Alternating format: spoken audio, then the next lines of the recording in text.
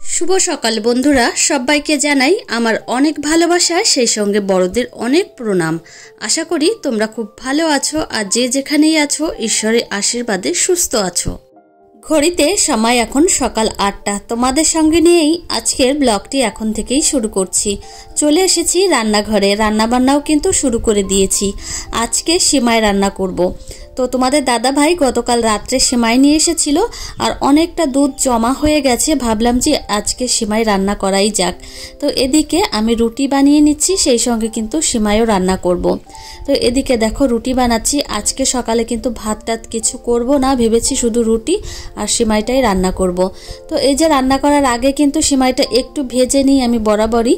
তো এখন একটু হাত দিয়ে ভেঙে দিচ্ছি, কেননা প্রচণ্ড লম্বা, ওই জন্যই। আর এই সিমাইটা খেতে কিন্তু আমার সব থেকে বেশি ভালো লাগে। আর এক ধরনের আছে ছোট্ট ছোট্ট টাইপের, কিন্তু ওইটা আমার অতটা বেশি ভালো লাগে না, এইটাই সব থেকে বেশি ভালো লাগে। তো যাই হোক, একটু সাদা তেল দিয়ে ভেজে নেব। এইভাবে কিন্তু শুকনো ভাজলে একদমই ভাজা হবে না। আর দেখো নিচে লেগে যাচ্ছে, মানে পুড়ে যাচ্ছে একটু বেশি। তো যাই হোক, সিমাইটা এইভাবে একটু হালকা আছে ভেজে নিলে কিন্তু স্বাদটাও বেশ ভালো হয়। তো আর একটা বিষয়, আমাদের বাড়িতে কিন্তু প্রায়ই সুজি রান্না করি। তো ভাবলাম কি যে একঘেয়েমি সুজি খেতে ভালো লাগছে না, একটু সিমাই রান্না করাই যাক। এদিকে কিন্তু দুধ জাল দেওয়া হয়ে গেছে, এখন এই যে সিমাইটা দিয়ে দিচ্ছি। দেখেছো একটু লালচে লালচে হয়েছে সিমাইটা। তো এইভাবেই কিন্তু সিমাইটা ভেজে নিলে খেতেও কিন্তু অনেকটা ভালো লাগে। সিমাইয়ের তুলনায় দুধের পরিমাণটা বেশি হয়ে গেছে, আর এক প্যাকেট সিমাই হলে কিন্তু বেশ ভালোই হতো। যাই হোক, আজকে সকালে সিমাই, সেই সঙ্গে এই যে রুটি তৈরি করেছি। তো আজকে সকালবেলা আমার শ্বশুরমশাই কি কি সবজি বাজার করেছে চলো তোমাদের সঙ্গে এক এক করে দেখাই। এই যে দেখো ডাঁটা শাক নিয়ে এসেছে। আমাদের বাড়িতে কিন্তু প্রত্যেকে সবাই শাক খেতে খুব পছন্দ করি, ওই জন্য প্রত্যেক দিন একটা হলেও শাক আনবেই। তো এদিকে পেঁপে এনেছে, আর আজকে নতুন একটা সবজি এনেছে। এই যে দেখো, এটা দেখে কি তোমরা কিছু বুঝতে পারছো? এটা আমি প্রথমে ভেবেছি একটা কুমড়ো। তো আমি ফোনে দেখেছি লম্বা লম্বা এই টাইপের কুমড়ো হয়। তো বাবাকে জিজ্ঞাসা করলাম যে এটা কি কুমড়ো? বাবা বলল না, এটা হলো বাঙি। তো এটা খেতে হয়। তো এই যে কাঁচকলা এনেছে, সেই সঙ্গে কিন্তু এই যে কাঁচা কুমড়ো এনেছে। আর এদিকে রয়েছে কাঁচা লঙ্কা, সেই সঙ্গে নিয়ে এসেছে পটল। তো এই হচ্ছে সকালের বাজার। কি কি শাকসবজি এনেছে তোমাদের তো দেখালামই, সেই সঙ্গে আমার শ্বশুরমশাই এই যে দেখো রুই মাছ নিয়ে এসেছে। আঁশও কিন্তু অনেকটা ছাড়ানো রয়েছে। তো যাই হোক, আমার শাশুড়িমা কিন্তু মাছটা কেটে নেবে। আজকে সকাল সকাল আমাদের বাড়িতে মামা শ্বশুরমশাই এসছে। যাই হোক, মামা শ্বশুরমশাই আসলে কিন্তু খুবই ভালো লাগে। তো এদিকে মামার জন্য এখন আমি চা বানিয়ে নিচ্ছি। মামা আবার চিনি ছাড়া চা খায়। তো যাই হোক, এদিকে দেখো চাটা তৈরি করা হয়ে গেছে। আর অবশ্যই কিন্তু লেকার চা খেতে চাই, দুধ চা বা কফি কিছুই কিন্তু খেতে চায় না। এই যে চাটা তৈরি করা হয়ে গেছে, কাপে ঢেলে নিলাম। আর মামাকে কিন্তু নতুন একটা কাপে এই যে চা দিচ্ছি। কাপটা কিন্তু আমার খুবই পছন্দের, আমি মেলা থেকে কিনেছিলাম। যারা আমার প্রত্যেকদিন ব্লগ দেখো তারা হয়তো জানো বা দেখেছো। তো এদিকে সিমাই রান্না করা হয়ে গেছে, আর বাটি ধুয়ে দেখো পরিষ্কার করে এখানে সাজিয়ে রেখেছি। প্রত্যেকটা বাটিতে এখন সিমাই ঢেলে নেব। তো সিমাই একটু আগে আগে ঢেলে নিলে একটু ঠান্ডা হয়ে গেলে কিন্তু রুটি দিয়েও খেতে বেশ ভালো লাগে, আর গরম গরম একদমই ভালো লাগে না খেতে। তো যাই হোক, এই যে দেখো প্রত্যেকটা বাটিতে আমি সিমাই এই যে নামিয়ে রেখেছি। আর রুটি তো বানানো হয়েই গেছে।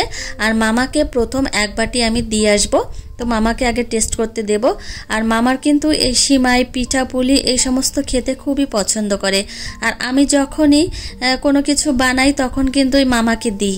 আর মামা কিন্তু খুব মানে আনন্দ পায়, আনন্দ সহকারে কিন্তু জিনিসগুলো মানে যে খাবারটা খায় খুব আনন্দ করে। এই যে দেখো আমার মামা শ্বশুরমশাই খাচ্ছে, আর এদিকে আমার শ্বশুরমশাইও কিন্তু খেতে বসে গেছে। আমার মামা শ্বশুরমশাই কিন্তু নিউ ব্যারাকপুর থাকে, এখানে থাকে না। তো প্রত্যেক মাসে একবার আমাদের বাড়িতে আসে।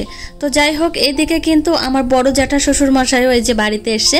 তো বড় জ্যাঠা শ্বশুর মশাইকে আবার এক বাটি সিমাই দেব। তো এইভাবেই কিন্তু সকালটা আমার কাটলো। আর এদিকে রান্নাঘরটা কিন্তু পরিষ্কার পরিচ্ছন্ন হয়নি, এই যে চা বানানো সেই সঙ্গে খেতে দেওয়া এই করতে করতেই কিন্তু সময়টা চলে গেছে। তো এখন ভাবলাম যে রান্নাঘরটা পরিষ্কার করে নিই। আর দেখো কি অবস্থা রান্নাঘরের, এই অবস্থায় ফেলে রাখা যায়? ওই জন্যই কিন্তু প্রত্যেক দিন আমি রান্নাবান্নার পরেই কিন্তু একদম নিয়ম করে রান্নাঘরটা পরিষ্কার করে নিই। আদিশ্রী এখনও ঘুম থেকে ওঠেনি, ওই জন্যই ভাবলাম রান্নাঘরটা এই ফাঁকেই পরিষ্কার পরিচ্ছন্ন করে নিই। ও ঘুম থেকে উঠলে ওকে আবার ব্রাশ করাতে হবে, ওকে ফ্রেশ করাতে হবে, খাওয়াতে হবে, এই করতে করতে অনেকটা সময় চলে যাবে, এদিকে রান্নাঘরটা পরিষ্কারই করা হবে না। ওই জন্য ভাবলাম হাতে সময় রয়েছে, এই ফাঁকেই পরিষ্কার করে নিই। আর ওইদিকে তো শ্বশুরমশাইরা খাচ্ছে, ওই জন্যই এদিকে চলে এসেছি। তো যাই হোক, থালা বাসনগুলো অনেক হয়েছে, সেইগুলো গোছাতে হবে। এই যে দেখো একদম জমা হয়ে গেছে বাসন কোসনগুলো, এই যে সুন্দরভাবে এখানে সাজিয়ে রাখছি।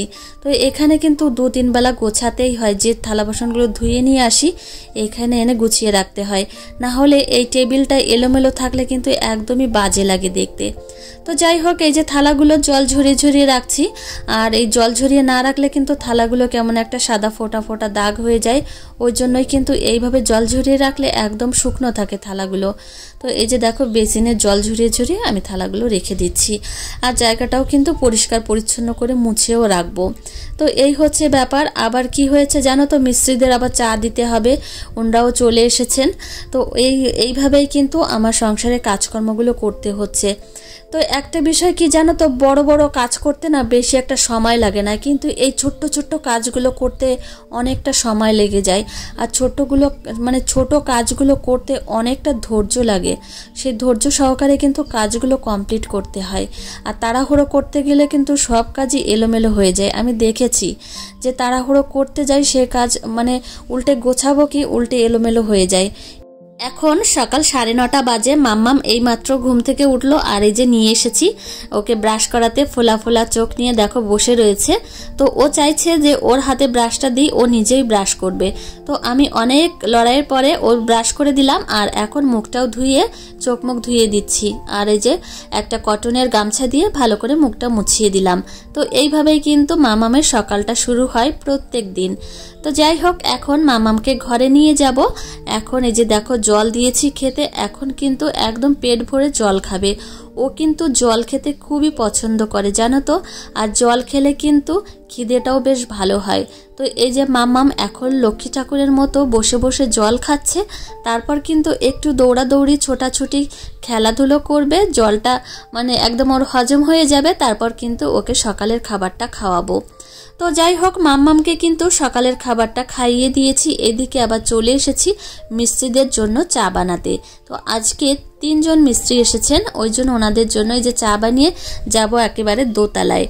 তো এই হচ্ছে কাজবাজ আমার, জানো তো সারাদিনে অর্ধেকটা দিনই এই রান্নাঘরে কেটে যায়। রান্নাঘরের কাজবাজই আমার সব থেকে বেশি করতে হয়।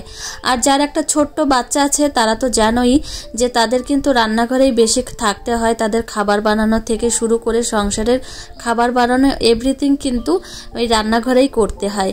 এদিকে দেখো দোতলায় চলে এসেছি, কাজবাজ দেখো অনেকটা প্রায় হয়ে এসেছে।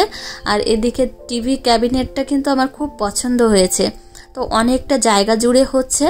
আর এদিকে কিন্তু রঙের মিস্ত্রিরা এসেছে, পুট্টির যে কাজগুলো সেই কাজগুলো কিন্তু হচ্ছে।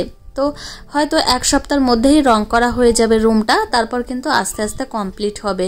তো এই হচ্ছে ব্যাপার। মামামের জন্মদিনের আগে কাজগুলো প্রায় কমপ্লিট হবে। এই যে দেখো বাইরের পরিবেশটা কিন্তু বেশ ভালো লাগছিল। আর ঘরের অবস্থা দেখো, তোমাদের এক ঝলক দেখিয়ে দিচ্ছি। চারিদিকে শুধু প্লাই আর প্লাই, কি পরিষ্কার করব বলো। এই যে কদিন আগে পরিষ্কার করেছি, যা তাই হয়ে গেছে। ভেবেছি যে এই কাজগুলো কমপ্লিট হোক, তারপর কিন্তু আস্তে আস্তে একটু একটু করে পরিষ্কার করব। দোতলায় যখনই আসি তখনই কিন্তু এই ঝাড়বাতির সুইচটা আমি অন করি। আর এই কালারগুলো চেঞ্জ হয়ে আমার কিন্তু খুব ভালো লাগে দেখতে। যতবারই আসি ততবারই কিন্তু এইভাবে অন অফ করি। তো যাই হোক, নিচে চলে এসেছি। আর প্রচণ্ড পরিমাণে হাওয়া হচ্ছিল। আর এই ফুল গাছটা কেমন একটু নুয়ে পড়েছে, বাবাকে বললাম দড়ি দিয়ে বেঁধে দিতে। তো এখানে দেখো বাবা একটু এই ঘাস পরিষ্কার করছে, এখানে অনেক ডাঁটা শাক হয়েছে।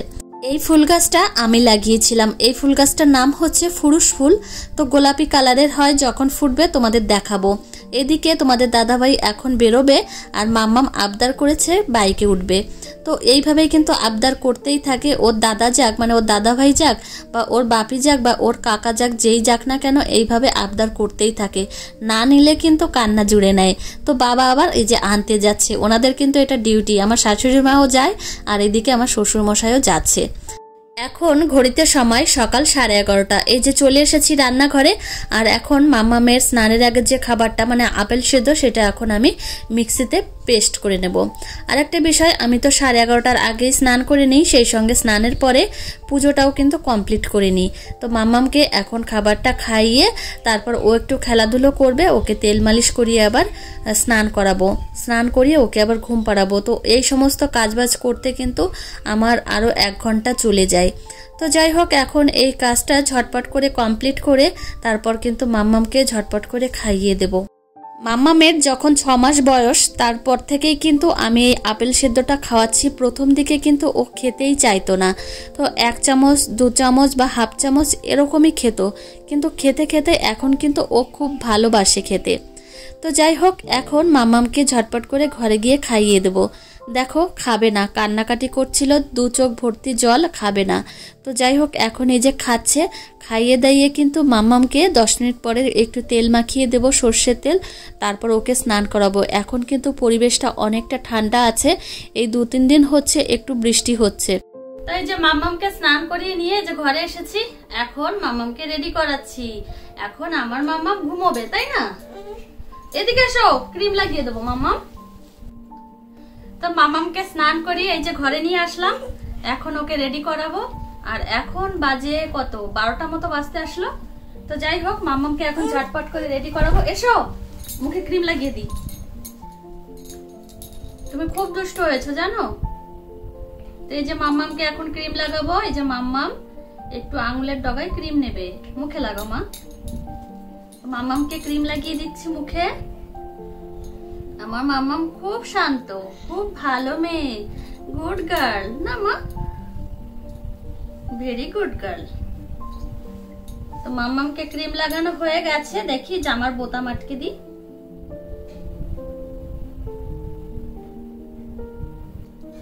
তো মাম্মামকে এখন টিপ পরাবো। এর সময় টিপ পরিয়ে দিই, টিপ পরিয়ে দিই, কেউ নজর দেবে না মাম্মামকে। আসো টিপ পরিয়ে দিই, সুন্দর করে একটা টিপ পরিয়ে দিই, সুন্দর করে একটা পায়ের নিচে পরিয়ে দিই। আচ্ছা, হয়ে গেছে মা। এখন একটু পাউডার লাগিয়ে দিই। টিপটা উঠবে না, দেখি মা, দেখি। তো একটু এখানে দিয়ে দিই, একটু এখানে দিয়ে দিই। আচ্ছা, একটু পায়ের নিচে দিয়ে দিই।